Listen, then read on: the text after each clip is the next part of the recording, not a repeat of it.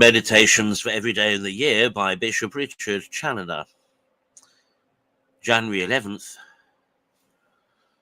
On seeking Jesus when he has been lost by sin. Consider first how great an evil it is to lose Jesus by willful sin. It is a far greater loss than if we should lose our all. This loss is the greatest misery that can befall any soul on this side of eternity. It wants nothing but eternity to make it hell. And yet how common is this loss?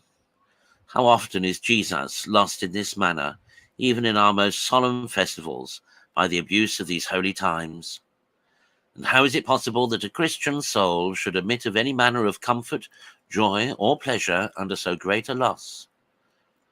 What then must they do that have reason to apprehend they have thus lost their Jesus, that he is now no longer theirs, and they no longer his? They must learn from the Blessed Virgin and St. Joseph how they are to seek him and find him again. For though this blessed couple had not lost him in that wretched way, yet the manner in which they sought him may be an instruction to all others, to teach them by what means Jesus may be found again when he is lost. Consider, therefore, secondly, that the Blessed Virgin and St. Joseph were no sooner sensible that they had lost Jesus, but they began to seek him without the least delay, and they gave themselves no rest till they had found him, to teach us that there ought to be no manner of delay in seeking him as soon as ever we perceive we have lost him, and how much we ought to regret so dismal a loss.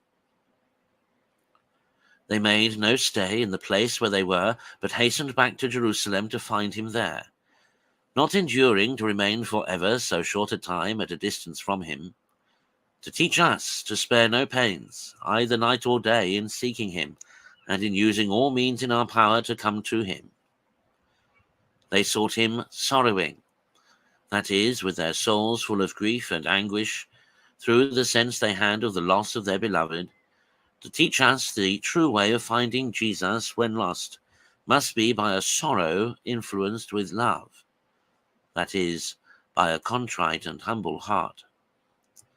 They sought him with perseverance, and did not give over their search till they had effectually found him, to teach us not to desist upon meeting with difficulties and oppositions in our search after Jesus, but to go on with diligence till we recover his gracious company. Consider thirdly, that Jesus was not found by the Blessed Virgin and St. Joseph amongst their kindred and acquaintance.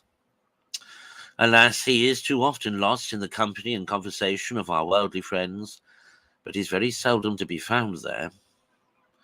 The common conversation of the world is at the best but empty, worldly, and distracting,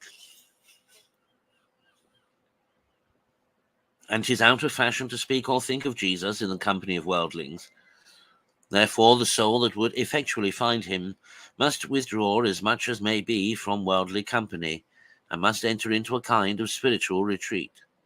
She must make the best of her way by spiritual reading, meditation, and prayer to the temple of God in Jerusalem, or rather she must make a temple for her Jesus within her own self, and seek him there by inward recollection. 'Tis the surest place to find him. O sinners, return to your own hearts, and you will quickly find your God.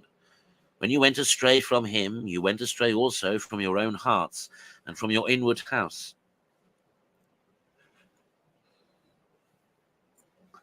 You forgot at the same time both God and yourselves. Return home to your interior, and you shall recover them both again. Conclude.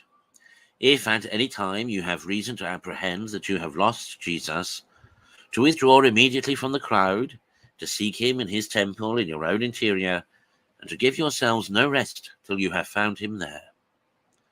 There he will hear you, and there he will teach you.